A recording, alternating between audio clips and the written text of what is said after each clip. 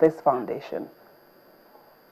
Well, under normal circumstances, and I emphasize normal circumstances, one would have expected the president to constitute his cabinet by now, since he's expected to hold regular meetings with members of his cabinet, inclusive of himself, the vice president, and the ministers, by the wordings of section 148 of the Constitution. He is supposed to hold regular meetings. But this will apply under normal circumstances. The question I want all of us to advert our mind to is whether circumstances under which the president took over and what transpired subsequently are normal. My response would be that, oh, they are not normal.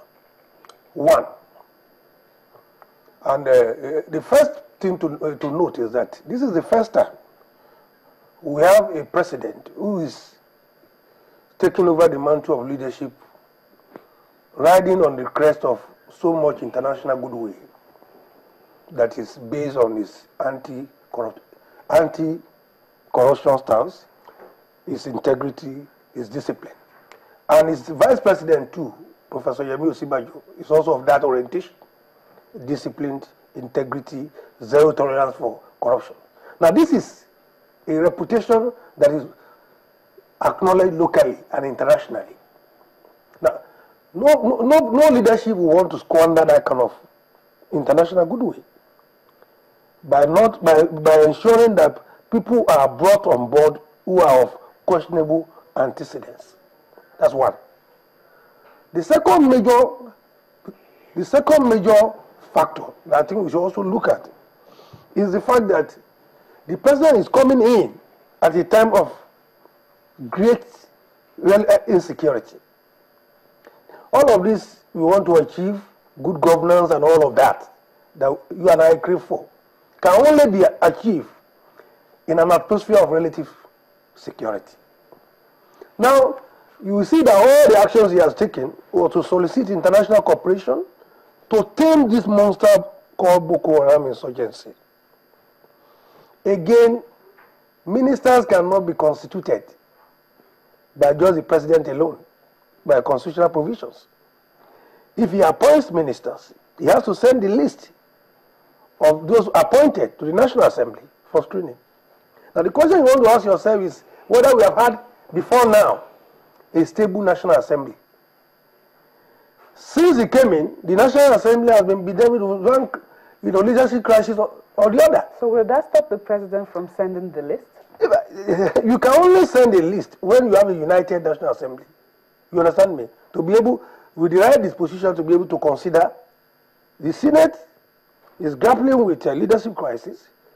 The House of Representatives, they have just settled all of that. The president has to ensure that the atmosphere is right.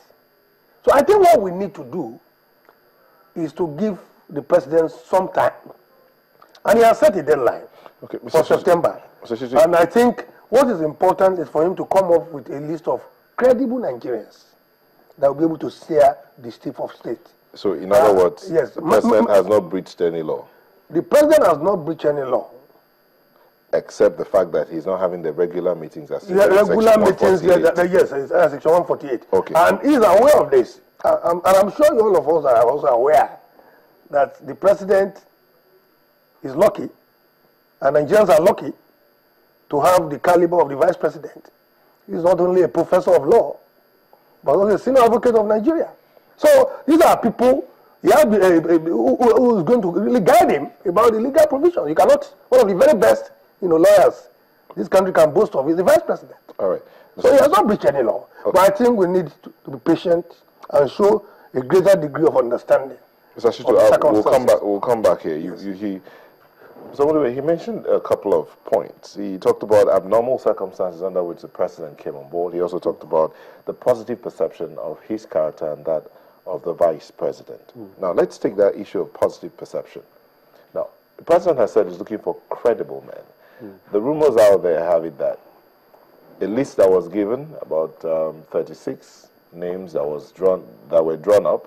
Of those 33 names, only 3 were above Above board. Above board. That's in the rumor mills. But having a positive perception of one's character, is it not possible that that character can be tainted when he gets into office?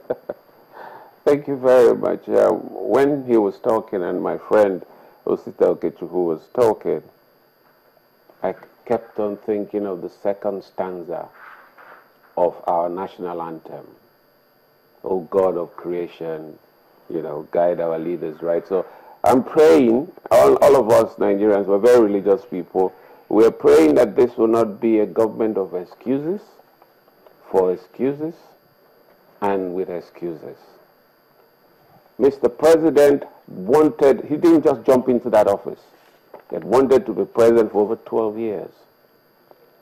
I do believe that a man who has a dream and is determined to achieve that dream will also have had his team, people he had in mind. These are my kind of people that when I get into that office, this is what I'm going to do with them. Because it takes a team to make a dream work. Now, Mr. President is sitting down abnormally, because we hear it's abnormal, the situation is not normal, and he's sitting down. A man who has been determined for 12 years, then he's sitting down, and then suddenly things are not normal. Let us be patient. You know, it's like I want to go to the market. I know the things I intend to buy. When I now get to the market, I say, oh, I'm looking for the correct bag with which to put the things I want to buy. Is it not part of what you would have planned ahead of time? We're moving more into personalities. The personality of Mr. President, the personality of Mr. Vice President. These are most credible people. How many have they been able to evangelize and convert to be as credible as them that are working with them right now? Is this not an indictment on the party that says change? Mr. Onwude, let me come in here. 12 years of thinking and planning, you said. Yeah. But is it possible that within those 12 years, he was outside, now he's come into the system? Yes. And it's not possible that in the few weeks that he has come into the system, he has noticed that those people he had already penned down, there's a flaw somewhere. Is it not possible? It's not. Because part of it is that at the time you were penning those people down, you're also checking them out. Oh, please, I mean, let's make the excuses, okay? Because Nigerians should be patient. With the second stanza of our national anthem, we are praying, God guide them right. This country has to move. We've heard so much about the rot. Nigeria is about crisis management. That's it. First of all, a country that is structured for consumption. Even if it's just a family. If you create a family today and you have many